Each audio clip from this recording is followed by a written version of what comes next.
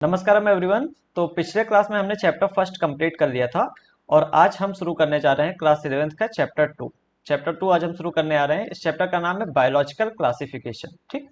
अच्छा, पिछले क्लास में पिछले जो भी हमारा चैप्टर था उसमें हमने क्लासिफिकेशन के बारे में काफी अच्छे से पढ़ा था, है ना। क्लासिफिकेशन में हम क्या करते हैं, जितने भी लिविंग ऑर्गेनिज्म हैं उनको अलग अलग ग्रुप बना के उसी ग्रुप के अंदर डाल देते हैं। जैसे कि हम एक ग्रुप के बारे में पढ़ रहे हैं तो उस ग्रुप के अंदर जितने भी ऑर्गेनिज्म हैं उनके बारे में हमें पता चल जाए, है ना। तो ये चीज हमने क्लासिफिकेशन में किया था। अब हम अलग अलग क्लासिफिकेशन के तरीके देखेंगे, अलग अलग सिस्टम्स होते हैं क्लासिफिकेशन के, उनके बारे में इस चैप्टर में हमें पढ़ना है। ठीक है, तो शुरू करते हैं। अच्छा, क्लासिफिकेशन हम बहुत पहले से करते आ रहे हैं। जो ह्यूमंस हैं इन्होंने काफी पहले भी क्लासिफिकेशन किया था, लेकिन वो साइंटिफिक बेसिस पे नहीं था, वो हमारी जरूरतों के बेसिस पे था। जैसे कि एक क्लासिफिकेशन समझिए, जैसे कि होता है पालतू जानवर और जंगली जानवर।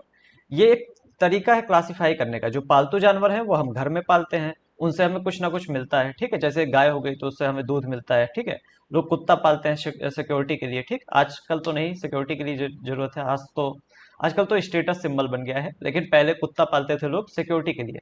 तो पालतू जानवर हम वो लेते थे जो कि हम आसानी से पाल सके, जिनसे हमें कुछ ना कुछ मिले, कुछ फायदा मिले, कोई चीज, कुछ प्रोडक्ट मिले या कुछ भी मिले, वो पालतू जानवर। जो जंगल में रहते हैं, जिन्हें हम पाल नहीं सकते हैं, जो डेंजरस होते हैं, जैसे जैसे शेर हो गया, वो जंगली जानवर। तो पालतू जानवर और जंगली जानवर ये दोनों क्या है, कैटेगरी है, और ये हमने क्या किया, क्लासिफिकेशन किया। तो ये सबसे पुराना क्लासिफिकेशन हमें जो कि हमें पता है, वो सबसे पुराना क्लासिफिकेशन इस तरह का होता था। ठीक है, और ये किस बेसिस पे हुआ, यूज के बेसिस पे। तो ये चीज हम यहाँ पे लिख लेते हैं। जो बहुत ही पुराने क्लासिफिकेशन होते थे, इस तरह लिख लेते हैं, अर्लीस्ट क्लासिफिकेशंस।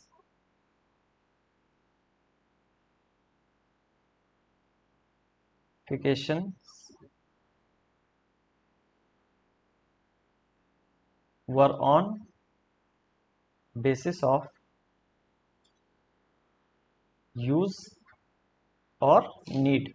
हमारी जरूरत या फिर हमारे यूज के बेसिस पे, क्या हमें उससे जरूरत है या उससे हम क्या चीज यूज कर रहे हैं, उस बेसिस पे हम क्लासिफिकेशन काफी पहले करते थे। ठीक है, अब ये एक साइंटिफिक क्लासिफिकेशन नहीं होता था, ये जरूरत के बेसिस पे होता था। तो सबसे पहले एक साइंटिस्ट आए जिसको कहते हैं एरिस्टोटल, तो यहीं से हम क्लासिफिकेशन के बारे में पढ़ना शुरू करते हैं।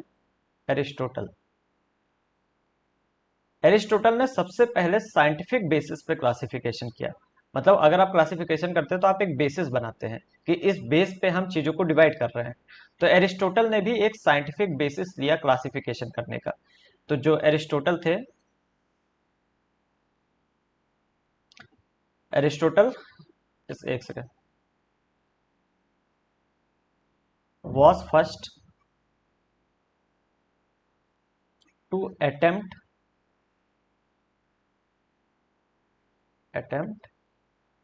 a more scientific basis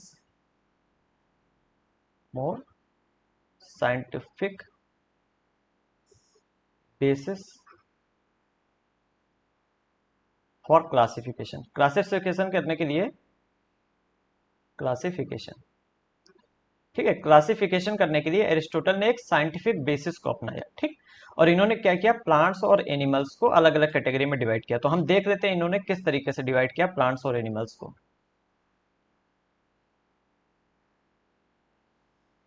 तो एरिस्टोटल ने क्या किया, प्लांट्स को उनके साइज के हिसाब से देखा, उनकी साइज कैसी है। जो काफी बड़े हैं उनको उन्होंने ट्री नाम दिया, ट्री मतलब पेड़। तो इन्होंने प्लांट्स को तीन पार्ट में डिवाइड किया साइज के बेसिस पे। पहला पार्ट है ट्री, पहला ग्रुप है ट्री। ट्री में पेड़ आ जाते हैं जो कि काफी बड़े आपको दिखते हैं, जिनसे हमें लकड़ियां मिलती हैं। उन लकड़ियों से हम फर्नीचर बनाते हैं, है ना। कुर्सियां हो गई, बाकी चीजें हो गई, उन लकड़ियों से हम बनाते हैं दरवाजे, है ना। तो वो होते हैं ट्री, जिससे हमें लकड़ियां मिल जाए। दूसरे होते थे श्रब्स। श्रब जो होते थे, ज्यादा इनकी हाइट नहीं होती थी, है ना, इनकी हाइट कम होती थी।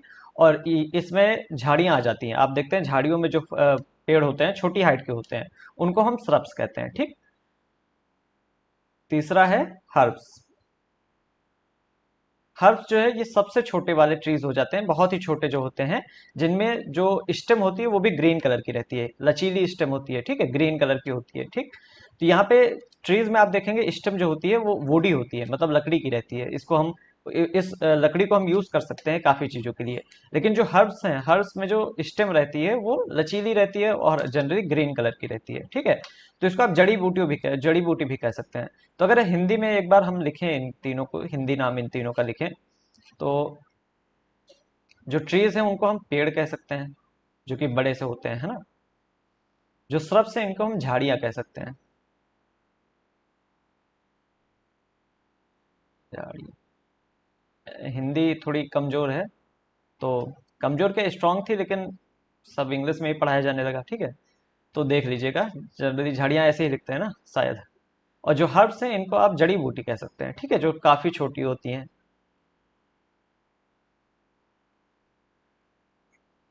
जड़ी बूटियां, ठीक, जो कि मेडिसिन में काफी काम में आती है ना। तो प्लांट्स को एरिस्टोटल ने 3 पार्ट में डिवाइड किया उनके साइज के बेसिस पे, ठीक। इसी तरीके से एनिमल्स को भी इन्होंने 2 पार्ट में डिवाइड किया। यहाँ पे एक लाइन खींच देते हैं, इधर एनिमल का डिवीजन देख लेते हैं। एनिमल को इन्होंने 2 पार्ट में डिवाइड किया। एक, have read bloods, have read blood, ठीक है। जितने भी एनिमल्स के पास रेड कलर का खून था उसको इन्होंने एक कैटेगरी में डाल दिया। और दूसरा, डोंट हैव रेड ब्लड, जिसके पास रेड कलर का खून नहीं था, लाल खून नहीं था, उसको अलग कैटेगरी में डाल दिया। तो डोंट हैव रेड ब्लड। तो ब्लड के बेसिस पे इन्होंने, ब्लड के कलर के बेसिस पे इन्होंने एनिमल को डिवाइड किया, और प्लांट्स को इन्होंने उसके साइज के अकॉर्डिंग डिवाइड किया, ठीक है। तो एरिस्टोटल का ये एक पहला साइंटिफिक बेसिस था क्लासिफिकेशन का, ठीक है। अब आगे चलते हैं, दूसरा सिस्टम पढ़ते हैं क्लासिफिकेशन का, थोड़ा और एडवांस सिस्टम, जो कि है two kingdom classification. Two kingdom classification, जैसे नाम से ही पता चल रहा है यहाँ पे 2 किंगडम बनाए गए हैं, ठीक है। Two kingdom classification. अब ये किसके द्वारा दिया गया, एक सेकंड, ये दिया गया कैरोलस लीनियस द्वारा, कैरोलस लीनियस। लीनियस के बारे में आपने पिछले चैप्टर में भी पढ़ा था ना, बाइनोमियल नोमेनक्लेचर दिया था इन्होंने, गिवन बाय कैरोलस लीनियस। और किस बेसिस पे क्लासिफिकेशन इन्होंने किया, तो सेल वॉल के बेसिस पे, सेल वॉल के बेसिस पे। अब इन्होंने क्या किया, सेल वॉल के बेसिस पे जितने भी लिविंग ऑर्गेनिज्म हैं उनको 2 कैटेगरी में डिवाइड कर दिया। कौन कौन सा कैटेगरी इन्होंने बनाई, इन्होंने 2 ग्रुप्स बनाए कह लो, या फिर टैक्सॉन बनाए, ग्रुप लिख देते हैं, 2 ग्रुप इन्होंने बनाए। एक ग्रुप को इन्होंने कहा किंगडम प्लांटी, 2 किंगडम बनाए, आप ये भी कह सकते हैं, किंगडम प्लांटी, ठीक। और किंगडम प्लांटी, और दूसरे ग्रुप को इन्होंने कहा किंगडम एनिमेलिया,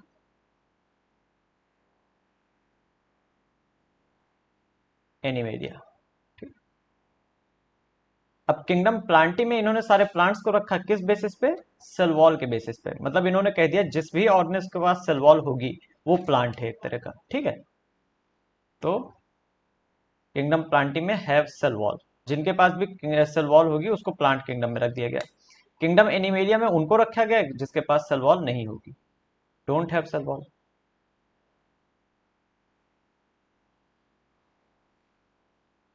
ठीक है। अब किंगडम प्लांटी में जितने भी प्लांट्स हैं उनको रख दिया गया।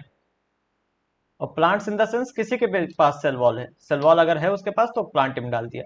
और किंगडम एनिमेलिया में जितने भी एनिमल्स हैं उनको रख दिया गया। और यहाँ एनिमल्स की डेफिनेशन भी सेल वॉल से निकाली गई, मतलब जिसके पास सेल वॉल नहीं है वो एनिमल हो गया, ठीक है। तो इस हिसाब से इन्होंने 2 किंगडम बनाए, लेकिन इस 2 किंगडम सिस्टम की काफी ज्यादा ड्रॉबैक भी है, काफी ज्यादा प्रॉब्लम्स भी हैं इस सिस्टम में। अब क्या प्रॉब्लम्स हैं और क्या एडवांटेजेस हैं, मतलब क्या अच्छा है क्या बुरा है, ये देखते हैं। तो सबसे पहले क्या अच्छा है ये देख लेते हैं कि इस सिस्टम में, क्योंकि काफी टाइम तक ये सिस्टम यूज किया गया। तो पहले देख लेते हैं एडवांटेजेस, क्या अच्छा है इस सिस्टम में। तो दो ही चीज इसमें अच्छी है कि पहली चीज क्लासिफिकेशन बहुत आसानी से हम कर सकते हैं, ठीक है। जिसके पास सेल वॉल है उसको प्लांटी में डाल दो, जिसके पास नहीं है वो एनिमेलिया में। तो क्लासिफिकेशन इज इजिली डन, आसानी से हो जाता है। हमें बस सेल देखनी होती है, सेल पे अगर सेल वॉल है तो प्लांटी, नहीं है तो एनिमेलिया, ठीक है। और दूसरी चीज, classification was easy to understand, बहुत ही आसानी से हम किसी को बता सकते हैं कि किस बेसिस पर क्लासिफिकेशन है और किस तरीके से आप इसको समझ सकते हैं। Classification is easy to understand,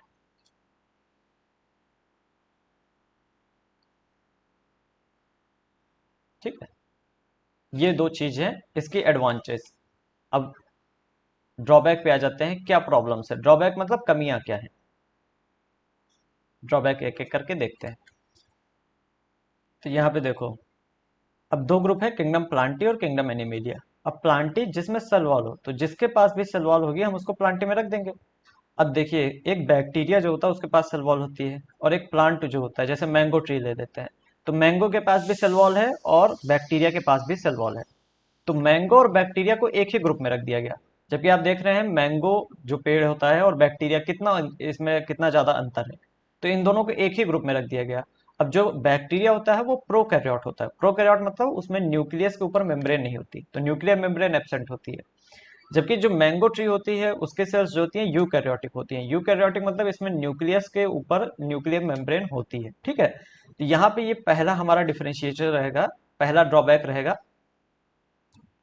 कि डिडेंट डिफरेंशिएट, एक सेकेंड, डिडेंट डिफरेंशिएट, डिफरेंशिएट मतलब अलग अलग करना, differentiate between between prokaryotes and eukaryotes, prokaryotes and eukaryotes. तो इन्होंने प्रोकैरियोट्स और यूकैरियोट्स को अलग अलग नहीं किया। प्रोकैरियोट मतलब ऐसी जो सेल्स हैं जिनके पास न्यूक्लियर मेम्ब्रेन नहीं है, ठीक है। अभी मैं इनका डिफिनेशन नहीं लिख रहा हूँ, क्योंकि जो चैप्टर 8 है cell the unit of life, उसमें हम डिटेल में पढ़ेंगे प्रोकैरियोट और यूकैरियोट के बारे में, ठीक है। तो इन्होंने प्रोकैरियोट और यूकैरियोट को डिफरेंशिएट नहीं किया, क्योंकि आप देख रहे हैं बैक्टीरिया उसी ग्रुप में आ रहा है जिसमें एक मैंगो का प्लांट आ रहा है, एक बड़ा सा प्लांट और एक छोटा सा बैक्टीरिया एक ही साथ आ जा रहा है, ठीक है। इसके अलावा एक और चीज देखिए, जिसके पास भी सेल वॉल है वो प्लांट है, ठीक है। अब एक बैक्टीरिया के पास भी सेल वॉल है और एक मैंगो ट्री यानी आम के पेड़ के पास भी सेल वॉल है। बैक्टीरिया एक ही सेल का बना होता है, आम का पेड़ लाखों करोड़ों सेल का बना होता है। यानी यूनिसेलर और मल्टी सेलर के बीच में डिफरेंशिएशन नहीं किया गया। ये हमारा दूसरा ड्रॉबैक है, ठीक है। यूनिसेलर और मल्टी सेलर, यूनिसेलर मतलब एक सेल वाले जैसे बैक्टीरिया, एंड मल्टी सेलुलर मतलब कई सारे सेल वाले जैसे कि एक प्लांट हो गया मल्टी सेलुलर, के बीच में डिफरेंशिएशन नहीं किया गया, बल्कि दोनों को अलग अलग रखना चाहिए था, ठीक है। तीसरे पे आ जाते हैं, तीसरा ड्रॉबैक, ठीक है। इन्होंने बता दिया जिसके पास भी सेल वॉल है वो प्लांट हो गया, ठीक है। लेकिन अगर हम एक फंजाई देखें और एक एल्गी देखें, दोनों के पास सेल वॉल पाई जाती है। जो एल्गी होता है वो अपना खाना खुद बनाता है, जबकि जो फंजाई होता है वो अपना खाना खुद नहीं बनाता।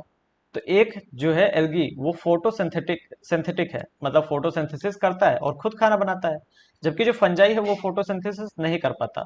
यानी यहाँ पे क्लासिफिकेशन जो यहाँ पे किया गया है लीनियस के द्वारा, इसमें फोटोसिंथेटिक,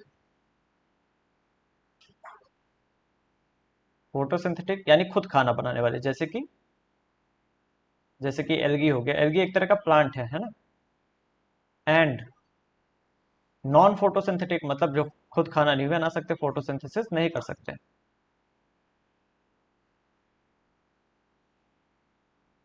जैसे कि फंजाई।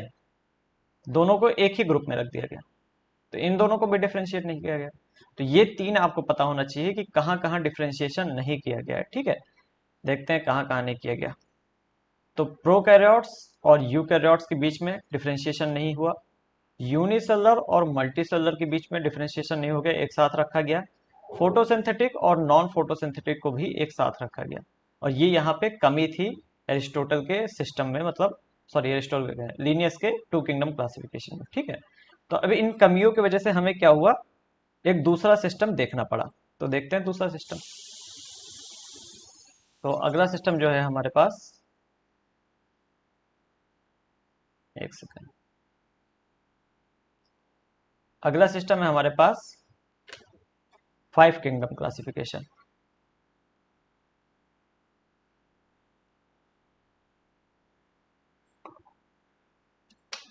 5 किंगडम, एक सेकंड,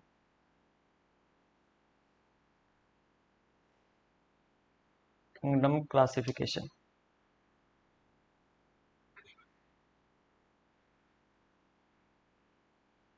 ठीक है, तो हम पढ़ेंगे 5 किंगडम क्लासिफिकेशन, और यही क्लासिफिकेशन सिस्टम जो है हमें डिटेल में पढ़ना है। ठीक है, तो बाकी दोनों हमने पढ़ लिए, वो भी डिटेल ही समझिए, कुछ खास था नहीं उसमें, लेकिन 5 किंगडम क्लासिफिकेशन हमें पूरे अच्छे तरीके से डिटेल में पढ़ना है। ठीक है, किसके द्वारा दिया गया था 5 kingdom classification? Given by R H Whittaker. R H Whittaker नाम के साइंटिस्ट थे, इन्हीं के द्वारा, विटेकर, 5 किंगडम क्लासिफिकेशन दिया गया। कब दिया गया ये भी अच्छे से याद रखिएगा, 1969 में। ठीक है, 1969 में 5 किंगडम क्लासिफिकेशन दिया गया। अब इसमें टोटल 5 किंगडम बनाए गए। एरिस्टोटल में उस एरिस्टोटल का लीनियस में आपने देखा था 3 किंगडम थे ना, यहाँ पे 5 किंगडम बनाए गए। कौन कौन से? मोनेरा, प्रोटिस्टा, फंजाई, प्लांटी और एनिमेलिया। ये 5 किंगडम बनाए गए। अच्छा, कौन से 2 किंगडम है जो कि पहले भी थे?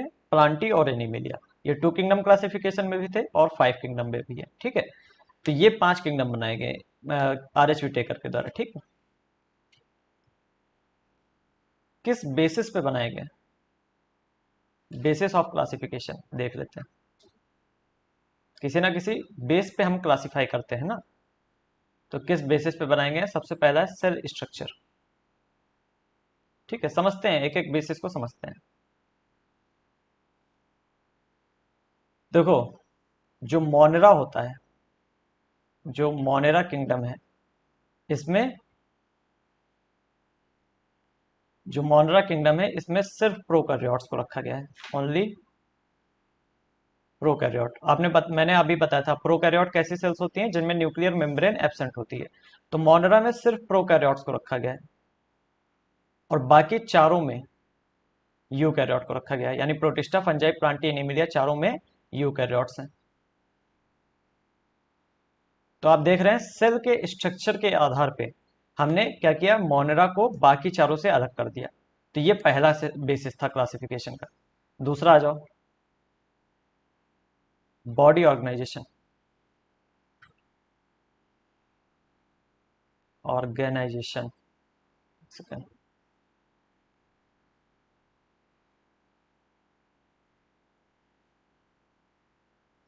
बॉडी ऑर्गेनाइजेशन क्या मतलब होता है कि आपकी जो बॉडी है वो सिर्फ सेल से बनी हुई है, सेलुलर लेवल पे बनी हुई है, या सेल के अलावा टिश्यू भी पाए जाते हैं और ऑर्गन्स भी पाए जाते हैं, या ऑर्गन सिस्टम भी पाया जाता है, इसके बेसिस पे। ठीक है, तो जैसे मोनरा की बात करें तो मोनरा में सिंगल सेल वाला ऑर्गेनिज्म होते हैं, यूनिसेलुलर होते हैं। ठीक, अब एक अकेले सेल से बने होते हैं तो हम कहते हैं सेलुलर लेवल ऑफ ऑर्गेनाइजेशन है मोनरा में। ठीक है, ये अभी हम पढ़ेंगे। ठीक है, तो मोनरा में सेलुलर लेवल ऑफ ऑर्गेनाइजेशन है, मतलब ये सिर्फ सेल का बना हुआ है। ठीक, यही प्रोटिस्टा पे या फंजाई पे या प्लांट या एनिमल या हम लोग को ही देख लो, हमारे में क्या है, ऑर्गन सिस्टम लेवल का ऑर्गेनाइजेशन। अलग अलग ऑर्गन सिस्टम पाए जाते हैं, एक्सक्रीटरी सिस्टम हो गया, सर्कुलेटरी सिस्टम हो गया, डाइजेस्टिव सिस्टम हो गया, ये सारे ऑर्गन सिस्टम पाए जाते हैं। तो बॉडी ऑर्गेनाइजेशन के बेसिस पे हमने अलग अलग तरह के ऑर्गन्स को अलग अलग किया, जो यूनिसेलुलर थे उनको अलग किया, जो मल्टी सेलुलर थे उनको अलग किया। ठीक है, तीसरे पे आ जाते हैं। तो तीसरा है हमारा मोड ऑफ न्यूट्रिशन। न्यूट्रिशन मतलब खाना कैसे लेते हैं हम। ठीक है, जैसे कुछ ऑर्गेनिज्म होते हैं जो किसी चीज को पहले ही गला देते हैं, उसके बाद उस गले हुए चीज को वापस अंदर लेते हैं। ठीक है, इसको सेप्रोफिटिक टाइप का न्यूट्रिशन कहा जाता है। कुछ ऑर्गेनिज्म होते हैं खुद का खाना बनाते हैं, कुछ होते हैं जो खुद का खाना नहीं बनाते, दूसरों पर डिपेंडेंट रहते हैं। जैसे कि हमने प्लांटी और एनिमेलिया को इसी बेसिस पर डिपेंड किया, मतलब डिफरेंशिएट किया। जो प्लांटी के मेंबर्स हैं ये खुद का खाना बना सकते हैं, ठीक है, फोटोसिंथेसिस करते हैं, खुद का खाना बना सकते हैं जितने भी प्लांट्स हैं। जो एनिमल्स हैं वो खुद का खाना नहीं बना सकते, ये प्लांट पे डिपेंड होते हैं, ठीक। तो मोड ऑफ न्यूट्रिशन के भी बेसिस पे हमने चीजों को अलग किया, और यहाँ पे आप देख रहे हैं फोटोसिंथेसिस वाले अलग रखे गए हैं, और जो फोटोसिंथेसिस नहीं कर सकते वो अलग रखे गए हैं। इसके अलावा यूनिसेलुलर वाले अलग रखे गए हैं, और जो मल्टी सेलुलर होते हैं वो अलग रखे गए हैं। जैसे पिछले सिस्टम का जो कमियां थी, जो भी कमी थी पिछले सिस्टम में, वो यहाँ दूर की जा रही, ठीक है। तो तीसरा है मोड ऑफ न्यूट्रिशन, जिसके बेसिस पे हमने प्लांट एनिमेलिया को अलग अलग किया, यानी जो फोटोसिंथेसिस कर सकता है, जो नहीं कर सकता उसको अलग अलग रखा, ठीक है। चौथा है रिप्रोडक्शन।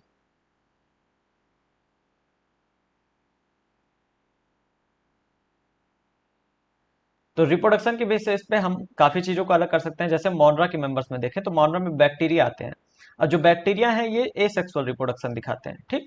वहीं अगर एनिमेलिया या फिर प्लांटी में आ जाओ तो सेक्सुअल रिप्रोडक्शन भी दिखता है, ठीक, एसेक्सुअल भी दिखता है, सेक्सुअल भी दिखता है, ठीक है। तो मोनेरा में एसेक्सुअल रिप्रोडक्शन है, और प्लांटी में एसेक्सुअल सेक्सुअल दोनों है, एनिमेलिया में नॉर्मली सेक्सुअल रिप्रोडक्शन, नॉर्मली क्या सब में सेक्सुअल रिप्रोडक्शन है ना। तो ये रिप्रोडक्शन के बेसिस पे भी हमने सबको अलग किया है ना। आखिरी है फाइलोजेनेटिक रिलेशनशिप।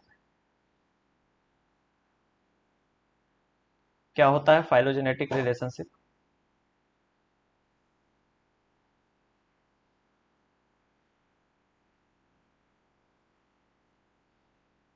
रिलेशनशिप,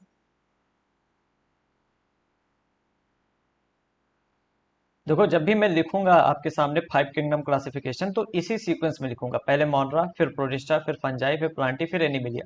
ऐसा क्यों होता है? क्योंकि हम एवोल्यूशन के क्रम को देखते हैं कि एवोल्यूशन में सबसे पहले कौन आया था, सबसे पुराना कौन है, फिर उसके बाद कौन आया, उसके बाद कौन आया, सबसे नया कौन है, इस टाइप से। यानी जो मोनेरा के मेंबर्स हैं ये काफी पुराने टाइम से हैं। उसके बाद मोनेरा में एवोल्यूशन हुआ, प्रोटिस्टा आया, फिर प्रोटिस्टा में भी एवोल्यूशन हुआ, फंजाई, फिर प्लांटी, फिर एनिमेलिया। यानी एनिमल्स जो है ये लेटेस्ट जो ऑर्गेनिज्म है अर्थ पे वो एनिमल्स हैं, ठीक। और सबसे पुराने कौन से हैं? मोनेरा, यानी बैक्टीरिया लोग सबसे पुराने हैं, ठीक है, और हम लोग काफी नए हैं एनिमेलिया में।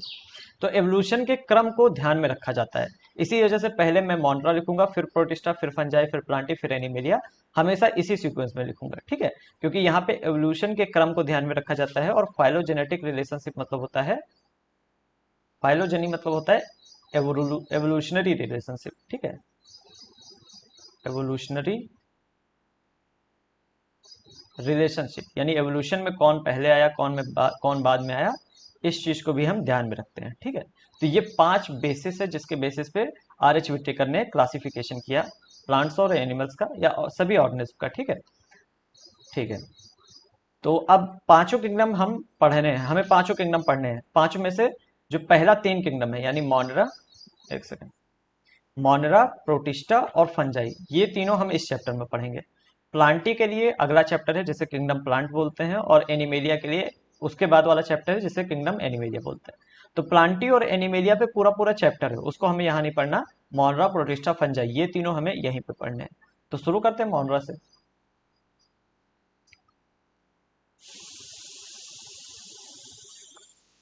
तो पहला जो हमारा किंगडम है वो है मोनरा।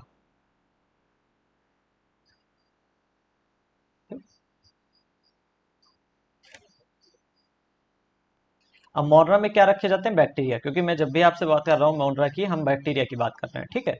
तो लिखा जाता है,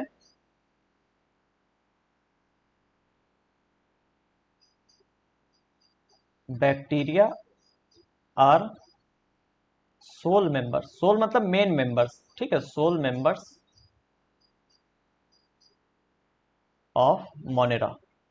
मोनेरा के जो मेन मेंबर्स हैं वो बैक्टीरिया हैं, उसमें मतलब सारे मेंबर्स समझिए बैक्टीरिया ही हैं। तो bacteria are sole members of Monera. अच्छा, ये बताइए बैक्टीरिया कहाँ नहीं पाए जाते हैं? हर जगह पाए जाते हैं। आपके हाथ में इस समय बैक्टीरिया हैं, पेन में आपके बैक्टीरिया हैं, ठीक है, हवा में भी बैक्टीरिया घूम ही रहे होंगे।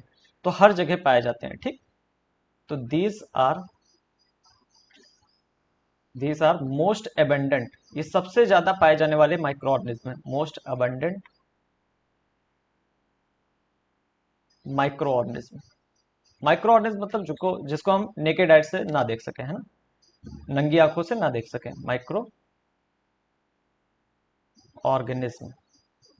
तो ये सबसे ज्यादा अबेंडेंट मतलब होता है पाए जाने वाले, सबसे ज्यादा पाए जाने वाले। और ये कहाँ पे पाए जाते हैं? हर जगह पाए जाते हैं। They are found everywhere, they are found everywhere.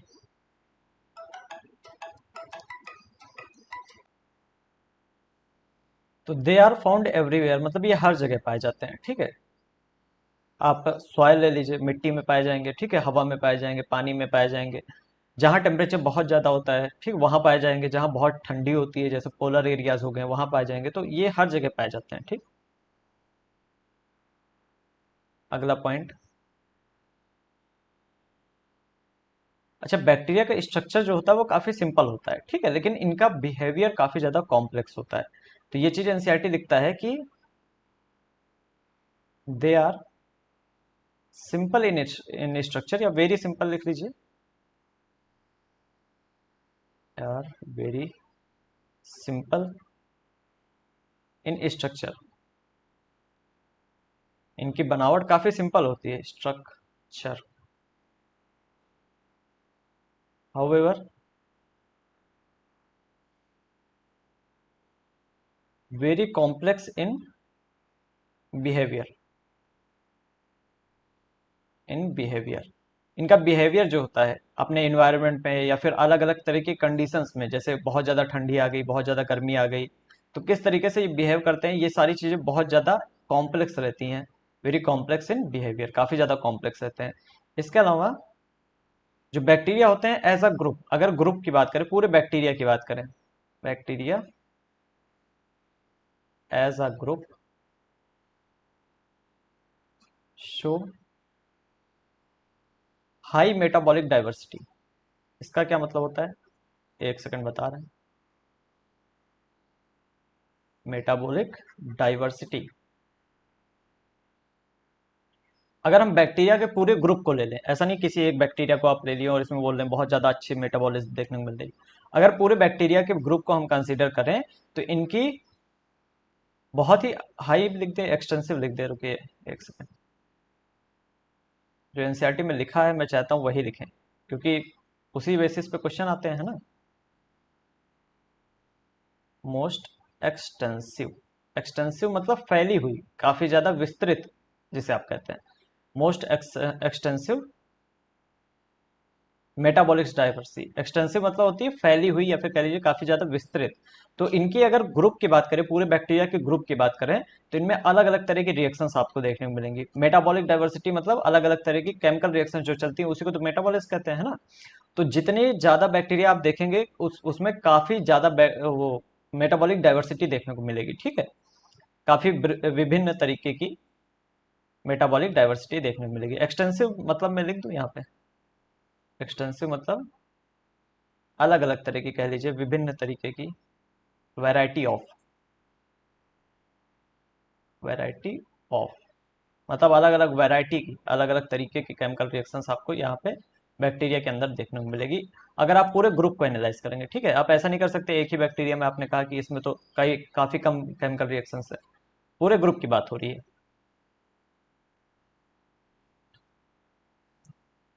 अच्छा, ज्यादातर बैक्टीरिया जो होते हैं वो हेट्रोट्रॉफिक होते हैं, हालांकि कुछ ऑटोट्रॉफिक भी होते हैं, अपना खाना खुद बना सकते हैं, लेकिन most of the bacteria,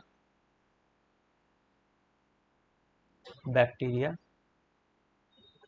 are heterotrophic. Heterotrophic मतलब क्या होता है? जो दूसरों पे डिपेंड हो खाने के लिए, हेट्रोट्रॉफिक,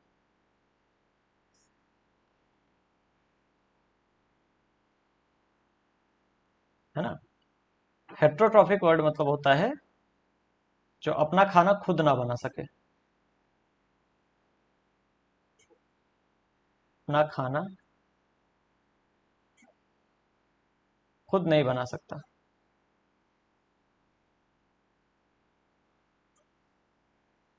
तो ये दूसरों पे डिपेंड रहते हैं, बना सकता। तो दूसरों पे डिपेंड रहते हैं, जैसे हम लोग हो गए, हम भी हेट्रोट्रॉफ हैं, हम प्लांट्स पे डिपेंड रहते हैं अपने खाने के लिए, वैसे ही ज्यादातर bacteria, most of the majority bacteria जो होते हैं वो हेट्रोट्रॉफिक होते हैं, ठीक है। आगे चलते हैं।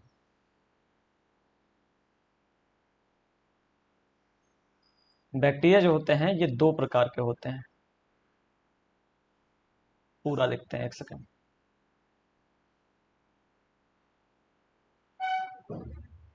Bacteria are of two types, दो तरह के होते हैं। एक को कहते हैं आर्की बैक्टीरिया,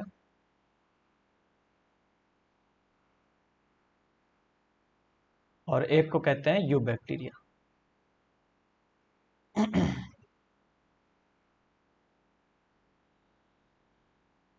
यू बैक्टीरिया, ये दो तरह के बैक्टीरिया पाए जाते हैं और इन्हीं दोनों के बारे में हमें पढ़ना है, ठीक है। तो अब हम एक एक करके दोनों को पढ़ेंगे, ठीक है, आर्की बैक्टीरिया को और यू बैक्टीरिया को, ठीक। अच्छा, इसके पहले मैं एक और चीज़ यहाँ पे आपको लिखा देना चाहता हूँ जिससे थोड़ा आपका क्लियरिटी ज़्यादा रहेगी, ठीक, आगे चल के। ये जो मोनेरा है इसमें सिर्फ प्रोकैरियोटिक ऑर्गेनिज्म आते हैं, ठीक है। तो प्रोकैरियोट्स, प्रोकैरियोटिक ऑर्गेनिजम्स। प्रोकैरियोटिक मतलब इनमें न्यूक्लियर मेम्ब्रेन नहीं पाई जाएगी, ठीक है, न्यूक्लियस के ऊपर कोई मेम्ब्रेन नहीं रहती है, ठीक। तो मोनरा में सिर्फ प्रोकैरियोट्स होते हैं, ये चीज आपको ध्यान रखना है, ठीक है। बाकी चारों किंगडम जो होते हैं, प्रोटिस्टा, फंजाई, प्लांटी, एनिमेलिया, इनमें सारे में यूकैरियोट्स होते हैं, ठीक। ऑलरेडी मैं बता चुका हूँ, है ना, इसके बारे में। तो सबसे पहले हमें पढ़ना है आर्की बैक्टीरिया। आर्की बैक्टीरिया, जो आर्की बैक्टीरिया होते हैं ये बहुत ही ज़्यादा स्ट्रांग होते हैं। स्ट्रांग इन द सेंस ये कहीं भी रह सकते हैं। अगर ये मतलब 100 डिग्री सेल्सियस से ज़्यादा के टेम्परेचर में रह सकते हैं, बहुत ही ज़्यादा हॉट वेदर, बहुत ही ज़्यादा कोल्ड वेदर, हर जगह रह सकते हैं ये। कहीं भी पाए जाएंगे, जहाँ पे सॉल्ट बहुत ज़्यादा वहाँ भी पाए जाएंगे, ठीक है। जहाँ टेम्परेचर ज़्यादा है वहाँ भी पाए जाएंगे। तो ये बहुत ही ज़्यादा स्ट्रांग होते हैं। अब ये स्ट्रांग क्यों होते हैं, तो ये चीज़ हम लिखते हैं यहाँ पे।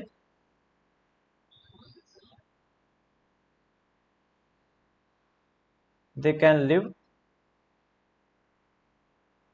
इन एक्सट्रीम हैबिटेट्स। एक्सट्रीम मतलब बहुत ही कठिन परिस्थितियों में रह सकते हैं, एक्सट्रीम हैबिटेट्स, जहाँ पे रहना मुश्किल है, हैबिटेट्स। अच्छा, क्यों रह सकते हैं, क्यों मतलब इनमें स्पेशल क्या है, ऐसा क्या है कि ये एक्सट्रीम हैबिटेट्स में मतलब ही बहुत ही ज़्यादा कठिन परिस्थितियों में रह लेते हैं, इन्वायरमेंट में रह लेते हैं। तो इस वजह से, क्योंकि इनकी जो सेल वॉल होती है, सेल वॉल का स्ट्रक्चर काफ़ी अलग होता है। तो इनकी जो सेल वॉल होती है वो इनको प्रोटेक्ट करे रहती है हर एक चीज़ से। चाहे टेम्परेचर बहुत ज़्यादा है तब भी इनको प्रोटेक्ट करेगी, टेम्परेचर बहुत कम है या फिर मान लीजिए बहुत ही ज़्यादा साल्टी एरिया है, ठीक है, इन सब चीज़ों से इसको बचा के रखती है। तो they can live in extreme habitats due to different cell wall structure. Different cell wall structure, इनका सेल वॉल स्ट्रक्चर बाकी बैक्टीरिया से अलग होता है, सेल वॉल स्ट्रक्चर। तो इसी वजह से ये काफी ज्यादा एक्सट्रीम हैबिटेट्स में रह लेते हैं, ठीक है। अब एक्सट्रीम हैबिटेट्स की बात करें, जैसे कुछ हैबिटेट्स के बारे में हम लिख लेते हैं, यहाँ पे बात कर लेते हैं, जैसे कि एक सेकंड।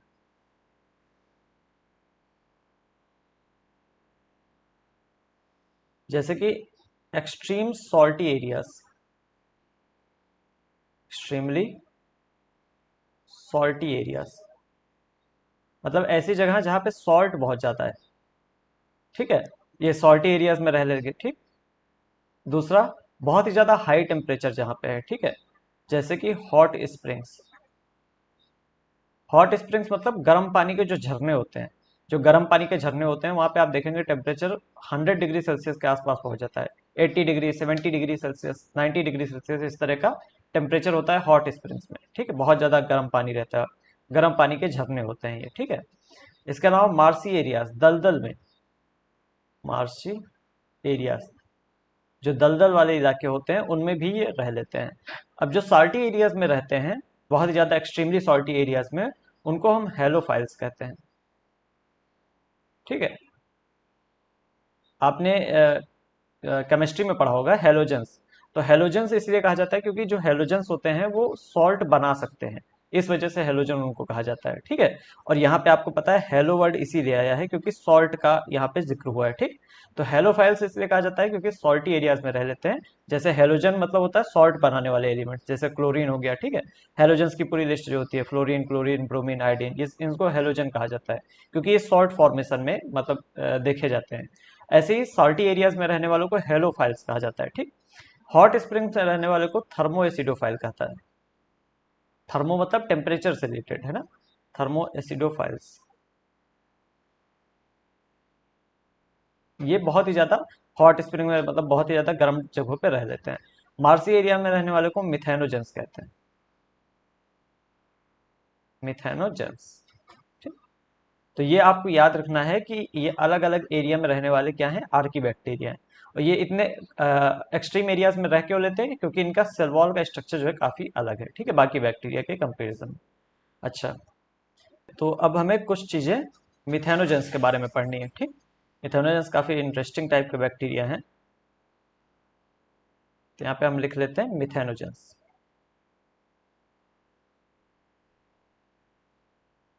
ठीक है। अब मिथेनोजेंस का नाम ही इसके बारे में काफी कुछ बताता है। जैसे आपको यहाँ पे दिख रहा है मिथेनोजेंस यानी मीथेन प्रोड्यूस करने वाले, नाम में ही मीथेन आ रहा, तो ये मीथेन प्रोड्यूस करते हैं। और ये कहाँ पे पाए जाते हैं, तो जो रूमिनेंट एनिमल्स होते हैं, रूमिनेंट एनिमल्स मतलब जैसे गाय हो गई, भैंस हो गई, है ना, शीप हो गई, तो ये रूमिनेंट एनिमल्स कहलाते हैं क्योंकि इनके पास र्यूमेन नाम का एक चैम्बर पाया जाता है, ठीक है, र्यूमेन। तो र्यूमेन के बारे में आपको जानने की जरूरत नहीं है, बस याद रखिएगा कि जो रूमिनेंट एनिमल्स है ये गाय और भैंस को कहा जाता है, ठीक है, कैटल्स को बेसिकली कहा जाता है। तो मिथेनोजेंस जो होते हैं ये प्रेजेंट इन, एक सेकेंड, ये क्या हो रहा है, ठीक है, present in gut of ruminant animals.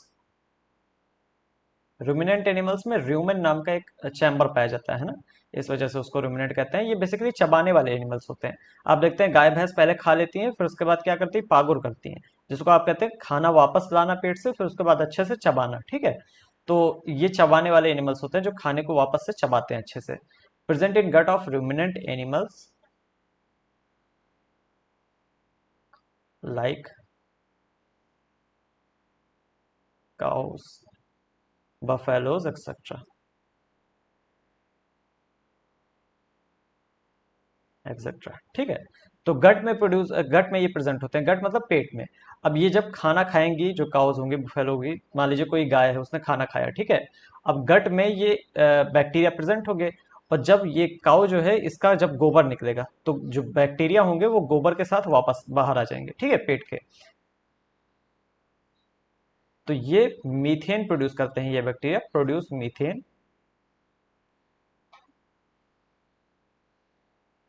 Produce methane. अब मीथेन कहाँ से प्रोड्यूस करते हैं, फ्रॉम डंग। डंग मतलब काउ डंग मतलब गाय का गोबर, ठीक है। बफेलो डंग मतलब जो भैंस है उसका गोबर। तो डंग मतलब होता है गोबर, है ना, from Dang of these animals, ठीक। तो ये गोबर के ऊपर फीड करते हैं, ठीक है, बेसिकली उस गोबर को ये डाइजेस्ट करते हैं, उसको खाते हैं और मीथेन प्रोड्यूस करते हैं, ठीक है। अब मीथेन जो होता है ये मेन कंपोनेंट होता है बायोगैस का, या फिर कह लीजिए गोबर गैस का, ठीक है। तो मीथेन जो है बेसिकली CH4 होता है ना इसका फॉर्मूला, फॉर्मूला तो आपको पता ही होगा, या फिर यहाँ पे लिख देते हैं थोड़ा सा, CH4। ये इससे क्या मिलती है हमको, गोबर गैस कह लो या फिर बायोगैस, गोबर गैस या बायोगैस। तो अगर एग्जाम में इस तरह क्वेश्चन आए कि कौन सा इसमें से बैक्टीरिया है जो कि गोबर गैस बनाने में हेल्पफुल है या बायोगैस बनाने में हेल्पफुल है, तो आपको मिथेनोजन लिखना है क्योंकि ये मीथेन प्रोड्यूस करते हैं। और मीथेन जो है ये गोबर गैस या फिर बायोगैस दोनों एक ही चीज है ना, गोबर गैस को ही बायोगैस कहते हैं। इसको बनाने के लिए इसमें मतलब मेन कंपोनेंट होता है मीथेन, है ना। तो मीथेन मिथेनोजन जो होते हैं बायोगैस बनाने में हेल्प करते हैं, ठीक है, ठीक है। तो आगे बढ़ा जाए, हाँ, मिथेनोजेंस हो गया। तो इतनी ही चीजें आपको आर्की बैक्टीरिया के बारे में याद रखनी थी, कहाँ पे रहते हैं, किस वजह से ये एक्सट्रीम कंडीशन में रह लेते हैं, और मिथेनोजन के बारे में कुछ चीजें, ठीक है। अब आते हैं हम यू बैक्टीरिया पे।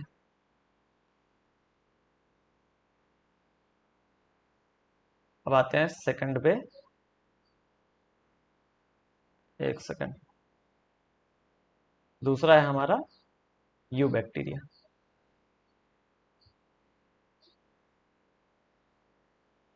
ठीक है। यू बैक्टीरिया को हम ट्रू बैक्टीरिया कहते हैं। ठीक है, मतलब सच में इनको हम बैक्टीरिया कहते हैं। तो यू बैक्टीरिया को हम ट्रू बैक्टीरिया कहते हैं। ट्रू बैक्टीरिया कहते हैं। और इनको हमें दो तरीके से पढ़ना है। ठीक है, सबसे पहले हम इनको पढ़ेंगे इनके खाने के तरीके के बेसिस पे।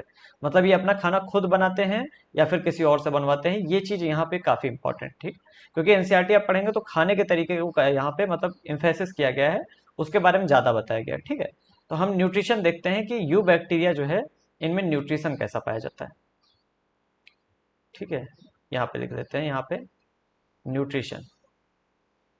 तो बैक्टीरिया दोनों तरह के हो सकते हैं, ऑटोट्रॉफिक भी हो सकते हैं, हेट्रोट्रॉफिक भी हो सकते हैं। ठीक है, ऑटोट्रॉफिक में पहला देखते हैं ऑटोट्रॉफिक सबसे पहले। ऑटोट्रॉफिक मतलब अपना खाना खुद बनाएंगे, लेकिन दो तरीके से अपना खाना खुद बनाया जा सकता है। एक तो आपको पता है फोटोसिंथेसिस, जैसे कि प्लांट्स बनाते हैं। दूसरा होता है जो फोटोसिंथेसिस प्लांट्स करते हैं उनको हम जैसे जो फोटोसिंथेसिस करते हैं प्लांट्स उनको हम कहते हैं फोटोसिंथेटिक ऑटोट्रॉफ। और जो फोटोसिंथेसिस के अलावा भी एक तरीके का ऑटोट्रॉफिक न्यूट्रिशन होता है जिसमें खाना जो है केमिकल्स का यूज करके बनाया जाता है, इसको हम कहते हैं कीमोसिंथेटिक ऑटोट्रॉफ। ठीक है, तो ऑटोट्रॉफिक में दो तरीके हैं खाना बनाने के। जो बैक्टीरिया होते हैं वो हो सकता है कीमोसिंथेटिक हो, कीमोसिंथेटिक ऑटोट्रॉफ हो। ठीक है, या ये हो सकता है कि ये फोटोसिंथेटिक ऑटोट्रॉफ हो। फोटोसिंथेटिक में क्लोरोफिल का यूज करेंगे, ये सनलाइट का यूज करेंगे और खाना बनाएंगे। ठीक है, जैसे प्लांट्स बनाते हैं, फोटोसिंथेटिक ऑटोट्रॉफ। ठीक, तो कीमोसिंथेटिक में क्या होगा, कीमोसिंथेटिक में जो बैक्टीरिया होते हैं वो कुछ केमिकल्स को ऑक्सीडाइज करते हैं और उस केमिकल के ऑक्सीडेशन से ये क्या करते हैं, एनर्जी लेते हैं। ठीक है, तो ये अपना खाना खुद बना रहे हैं लेकिन लाइट का यूज नहीं कर रहे हैं, इनको लाइट वाइट नहीं चाहिए, इनको क्या चाहिए, कुछ केमिकल्स। कौन से केमिकल्स, जैसे कि दे ऑक्सीडाइज केमिकल्स, केमिकल कंपाउंड्स, या कुछ केमिकल कंपाउंड्स होते हैं जैसे कि सच एज नाइट्रेट्स, जैसे नाइट्रेट्स हो गया। ठीक है, नाइट्राइट्स हो गया, नाइट्राइट्स, अमोनिया हो गया NH3, है ना, अमोनिया एक्सेट्रा। इसको हम नहीं, मतलब जो बैक्टीरिया होते हैं कीमोसिंथेटिक ऑटोट्रॉफ, ये इसको ऑक्सीडाइज करते हैं। ठीक है, इनके ऑक्सीडेशन से ये एनर्जी निकालते हैं। तो they oxide chemicals as chemical compounds as nitrate, nitrites, ammonia etcetera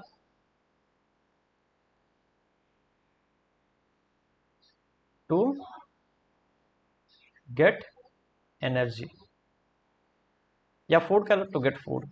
ठीक है, यही इनका खाना है। ठीक है, तो ये अपना ऑक्सीडेशन करके खाना ले लेते हैं। दूसरे पे आते हैं फोटोसिंथेटिक ऑटोट्रॉफ, ये लाइट का यूज करते हैं तो इनके पास क्लोरोफिल होना चाहिए। ठीक है, तो फोटोसिंथेटिक ऑटोट्रॉफ में मेक फूड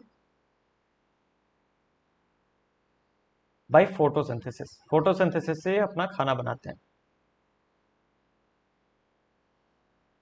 ठीक है, तो ये अपना खाना किससे बनाते हैं, फोटोसिंथेसिस से। ठीक, अब फोटोसिंथेटिक ऑटोट्रॉफ में आपको एक एग्जांपल काफी ज्यादा इंपॉर्टेंट याद रखना है, साइनोबैक्टीरिया।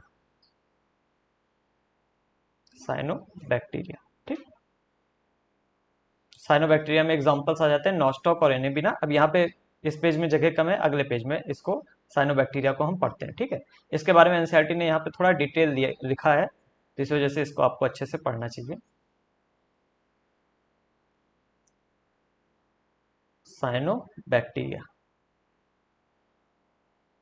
तो साइनोबैक्टीरिया एक तरह का बैक्टीरिया है, ऑटोट्रॉफिक है, मतलब खुद से खाना बना सकता है। तो इसके अंदर क्लोरोफिल चाहिए होगा। ठीक है, और इसके अंदर कौन सा क्लोरोफिल होता है, they have chlorophyll A, chlorophyll A. तो इनके पास क्लोरोफिल ए पाया जाता है। ठीक है, अच्छा, साइनोबैक्टीरिया का एक और नाम है, उसको यही लिख देते हैं। साइनोबैक्टीरिया को ब्लू ग्रीन एल्गी भी कहा जाता है, क्योंकि पहले सोचा जाता था कि ये एक एल्गी है। ब्लू, एक सेकेंड, ब्लू ग्रीन एल्गी, ठीक है। शॉर्ट में बीजीएम लिख देते हैं, ब्लू ग्रीन एल्गी, ठीक। तो क्योंकि पहले इसको देखने से लोगों को लगता है कि ये एक तरह का एल्गी है, तो इस वजह से ब्लू ग्रीन एल्गी कहते थे। बाद में पता चला कि ये बैक्टीरिया है, तो इसको साइनोबैक्टीरिया नाम दे दिया गया, ठीक है। तो साइनोबैक्टीरिया को ब्लू ग्रीन एल्गी भी कहा जाता है। अब ग्रीन है क्योंकि क्लोरोफिल ए है, इस वजह से। क्लोरोफिल किस कलर का होता है? ग्रीन कलर का, है ना, ठीक है।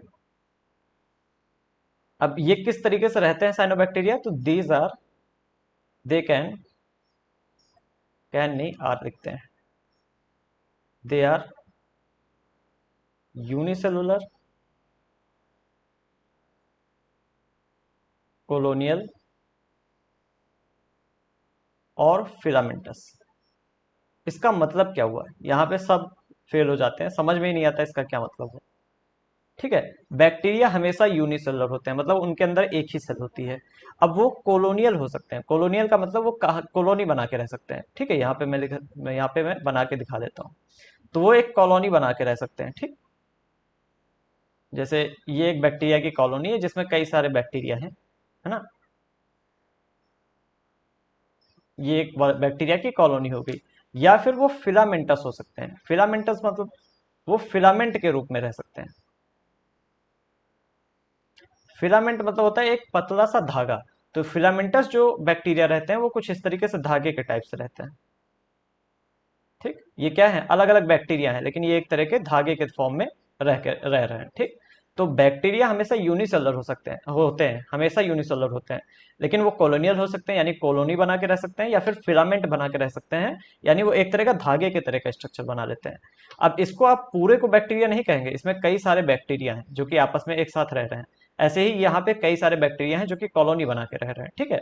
तो बैक्टीरिया हमेशा एक ही सेल का होगा, ठीक। तो दे आर यूनिसेलुलर, हालांकि कॉलोनियल हो सकते हैं या फिलामेंटस हो सकते हैं, ठीक।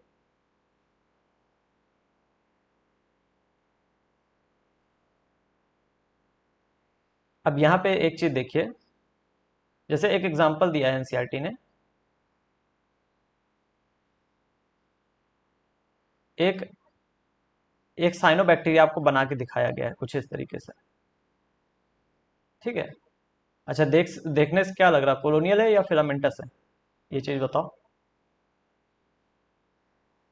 ये साइनोबैक्टीरिया मैंने आपके सामने बताया, ये कॉलोनियल है या फिलामेंटस है? तो फिलामेंटस है, धागे के तरह के रह रहे हैं। ये कई सारे बैक्टीरिया हैं, एक तरह के धागा बना के रह रहे हैं, ठीक है।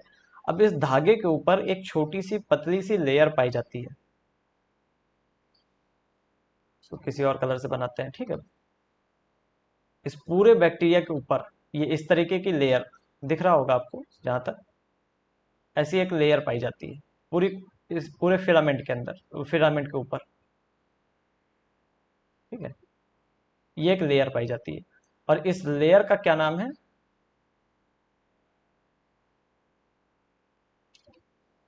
इस लेयर का नाम है म्यूसिलेजिनस शीथ। यहाँ पे एक्चुअली पूरा लिख नहीं पाएगा, है ना, रुक जाओ।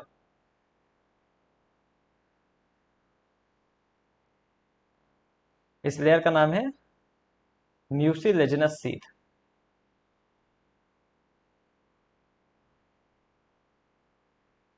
शीथ। बेसिकली ये एक चादर है, ठीक है, जो कि बैक्टीरिया के ऊपर पाई जाती है, जो इसको प्रोटेक्ट करती है।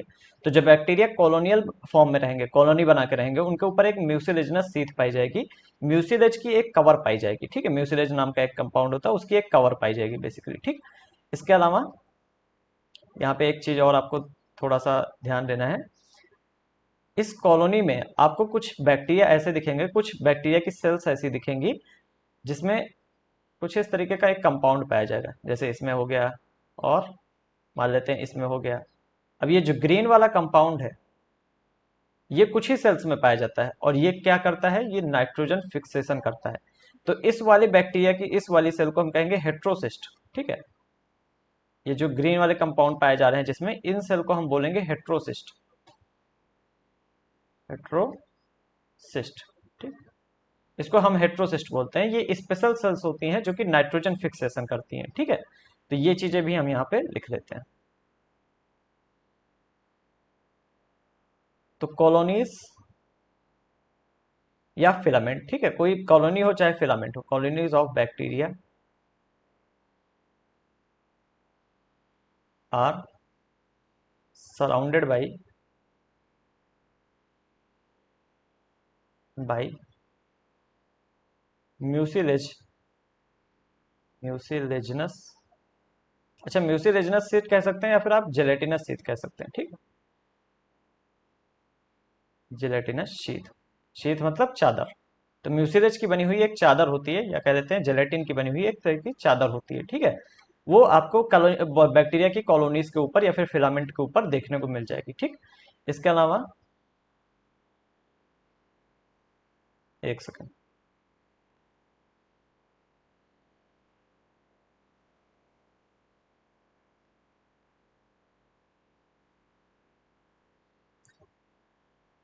बैक्टीरिया हैव स्पेशल सेल्स, एक तरह की स्पेशल सेल्स पाई जाती हैं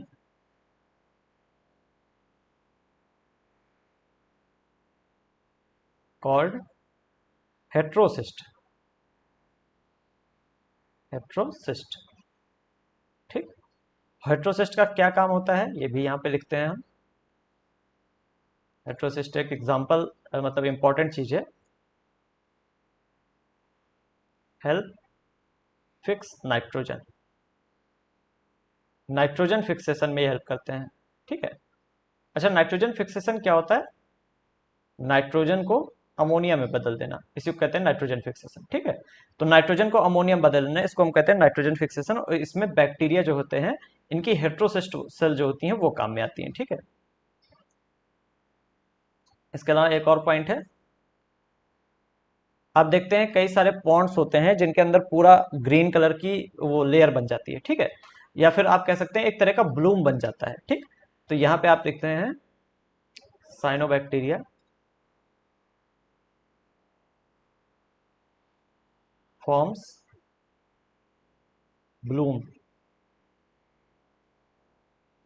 इन पॉल्यूटेड वाटर बॉडीज। जो पॉल्यूटेड वाटर बॉडीज हैं, जैसे पॉन्ड हो गया है, उसमें साइनोबैक्टीरिया के ब्लूम बनेंगे। ठीक है, वाटर बॉडीज।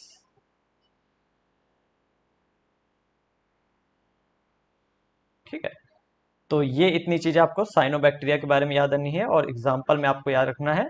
ये जो एग्जाम्पल मैंने बना के दिखाया आपको, ये वाला पूरा, ठीक है, ये है बेसिकली एक तरह का साइनोबैक्टीरिया है जिसको आप कहते हैं नॉस्टॉक। तो यहाँ पे हम लिख लेते हैं ये नॉस्टॉक है।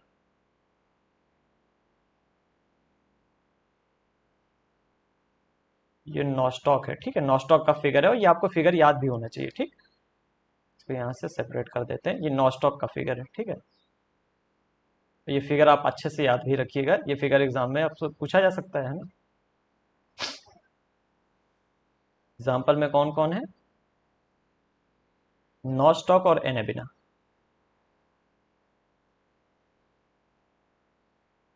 ये आपको एग्जाम्पल याद रखना है। ठीक है, नॉस्टॉक और एनेबिना। ठीक है, स्पेलिंग एनेबिना की शायद गलत हो गई है।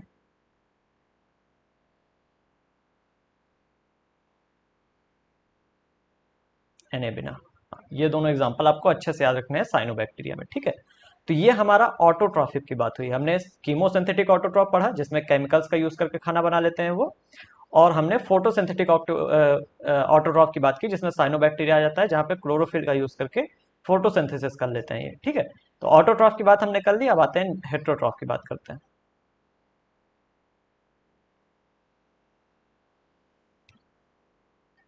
दूसरा हेट्रोट्रॉफिक बैक्टीरिया।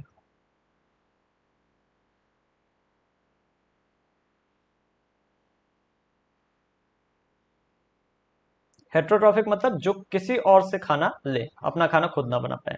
तो सबसे ज्यादा बैक्टीरिया जो देखे जाते हैं नेचर में वो हेट्रोट्रॉफिक होते हैं। तो मोस्ट अबेंडेंट बैक्टीरिया, सबसे ज्यादा बैक्टीरिया जो होते हैं वो हेट्रोट्रॉफिक होते हैं। ठीक है, इसके अलावा दे आर मोस्टली डिकम्पोजर, क्योंकि दूसरी चीजों को खा रहे हैं ये, तो दूसरी चीजों को तोड़ते हैं ये, ठीक है, तोड़ के डिकम्पोज कर देते हैं। They are mostly decomposers. जमीन पे एक पत्ती गिर गई, पत्ती को शुरुआत में तो कई कीड़े खा लेंगे, ग्रास ऊपर्स खा लेंगे हो सकता है।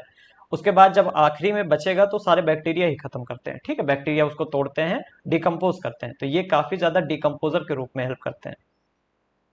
इसके अलावा ये डिसीज भी कॉज करते हैं, मतलब कई सारी बीमारियां इनसे होती हैं, और जिन चीजों से बीमारियां होती हैं उनको हम कहते हैं pathogen.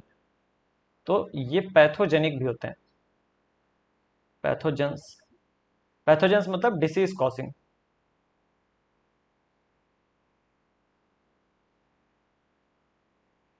Pathogens in many diseases, कई सारी डिसीजेस में ये पैथोजेंस होते हैं, जैसे कि लाइक कॉलरा हो गया, टिटनस हो गया, है ना, टिटनस आपने सुना है। एक सेकंड रुक जाओ, बैटरी खत्म हो गई, लगा लेते हैं चार्जिंग। प्रिंस, प्रिंस, चार्जिंग लगाते जरा। तो डिसीजेज लाइक कॉलरा और टिटनेस हो गया, ठीक है, ये पैथोजेंस खास करते हैं। इसके अलावा और भी लिख लेते हैं। तो कॉलरा हो गया, टिटनेस हो गया, सिट्रस कैंकर,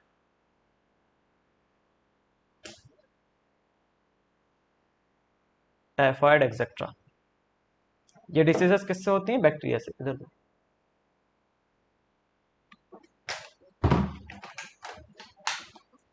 टाइफाइड एक्सेट्रा, ये सारी डिसीजेस बैक्टीरिया से होती हैं, ठीक है। तो इस तरीके से ये पैथोजेंस भी, कई सारे डिसीजेस के लिए पैथोजेंस भी होते हैं।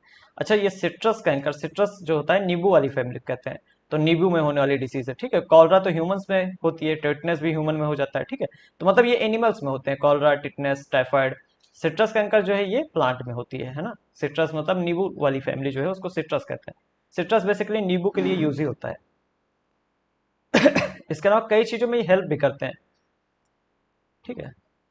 कई चीजों में बैक्टीरिया हमारे काम भी आते हैं, जैसे हमारे पेट में कई सारे स्मॉल इंटेस्टाइन में बैक्टीरिया पाए जाते हैं, जिनसे हमें फायदा होता है, जो कि पेट में खाना पचाने में हेल्प करते हैं, ठीक है। इसके अलावा मिल्क से कर्ड बनाने में, दूध से दही बनाने में बैक्टीरिया काम में आते हैं, ठीक है। बैक्टीरिया जो होता है लैक्टोबैसिलस नाम का बैक्टीरिया होता है, आगे हम पढ़ेंगे, अभी लिखने की जरूरत नहीं है। आगे हम इस चीज को लिखेंगे भी कि मिल्क से दही बनाने के लिए लैक्टोबैसिलस नाम का बैक्टीरिया काम में आता है, ठीक है। इसके अलावा नाइट्रोजन फिक्सेशन में भी, है ना, वो तो आपने देखा भी, nitrogen fixation for plants, plants के लिए नाइट्रोजन फिक्सेशन भी ये करते हैं इन प्लांट्स, ठीक है। तो कई सारे प्लांट्स होते हैं जिनमें नाइट्रोजन फिक्सेशन बैक्टीरिया की मदद से किया जाता है, ठीक। तो ये सारी चीजें हैं जिनमें बैक्टीरिया हमें काम में आते हैं, ठीक है। तो हेट्रोट्रॉफिक बैक्टीरिया में ये इतनी चीज आपको याद रखनी है। कुछ पॉइंट्स और हैं बैक्टीरिया के, जैसे कि रिप्रोडक्शन बैक्टीरिया का हम पढ़ लेते हैं, कैसे ये रिप्रोड्यूस करते हैं।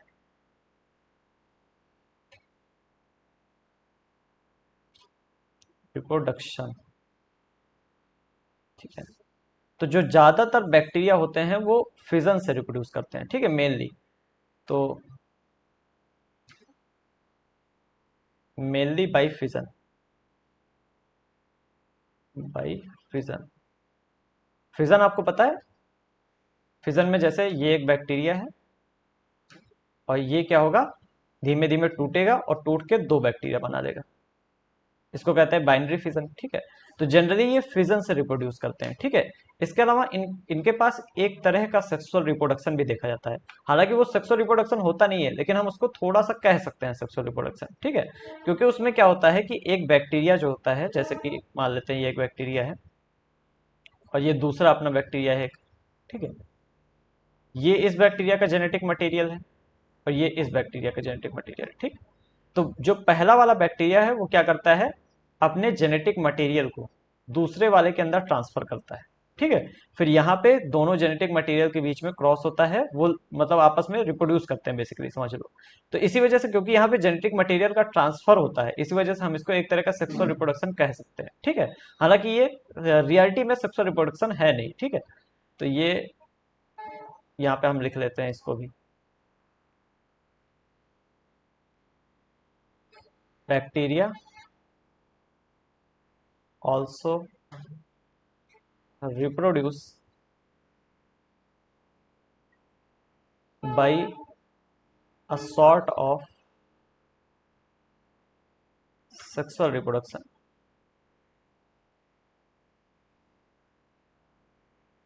एक तरह का सेक्सुअल रिप्रोडक्शन है ना, सॉर्ट ऑफ मतलब एक तरह का sexual reproduction.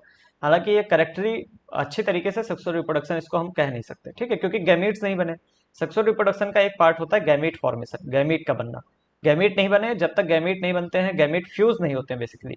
Fusion of gamete जो है वो मेन चीज है सेक्सुअल रिप्रोडक्शन के लिए। यहाँ पे ना गैमीट बने हैं ना गैमीट फ्यूज हुए हैं, तो इस वजह से इनको सॉर्ट ऑफ सेक्सुअल रिप्रोडक्शन कहा जाता है, ठीक है। मतलब एक तरह का है लेकिन करेक्टली नहीं है। Sort of sexual reproduction by transferring of genetic material, transferring of genetic material. Genetic material यानी जो भी उनके पास जेनेटिक मटेरियल है ना, जनरली डीएनए ही होता है, डीएनए या फिर आरएनए हो सकता है जेनेटिक मटेरियल, ठीक। From one bacteria to other, तो इसको लिखने की जरूरत है नहीं, मतलब एक बैक्टीरिया से दूसरे बैक्टीरिया में जेनेटिक मटेरियल का ट्रांसफर होता है। एक तरह का सेक्सुअल रिप्रोडक्शन हम इसको कह सकते हैं, ठीक है।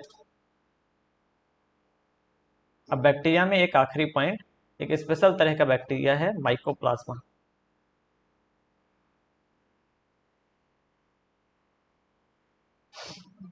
माइकोप्लाज्मा, तो जो माइकोप्लाज्मा है, ये अभी तक का सबसे छोटा लिविंग सेल है जो कि हमें पता है, ठीक है। Smallest living cell till date जो अब आज तक हमको देखे हैं, हमने पता है कि ये है, उसमें सबसे छोटा माइकोप्लाज्मा है, ठीक है। Smallest living cell